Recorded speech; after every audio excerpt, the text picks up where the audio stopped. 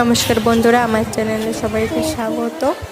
আর কাল ছিল রথযাত্রা, রবিবার, আমার স্কুলে ছুটি ছিল, তাই একটু বাজারে গেছিলাম আমি ঘুরতে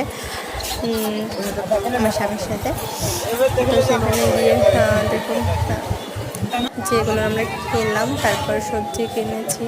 আর এটা মূর্তি অনেক সুন্দর করে সাজিয়েছে। এখানে কিন্তু রথযাত্রা হয় না। তো আমাদের কলকাতার কথা খুবই মনে পড়ছিল ছোটোবেলায়, বাবার সাথে রথে কীভাবে যেতাম, বাবার সাথে রথযাত্রা দেখতে, সেসব খুব মনে পড়ছিল। তবু বাইরে থাকি, এখানে তো আর হয় না, তাই আজকে আমি একটু বাজার করে মিষ্টি খেতে এসেছি। এখানে মিষ্টির কি দাম জানেন তো?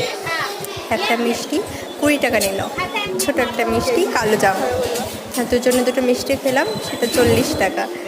এখানে জীবনযাত্রা করার খুব কঠিন, মানে খুব পয়সা লাগে আসলে। তো নমস্কার বন্ধু, সবাই ভালো থাকবে।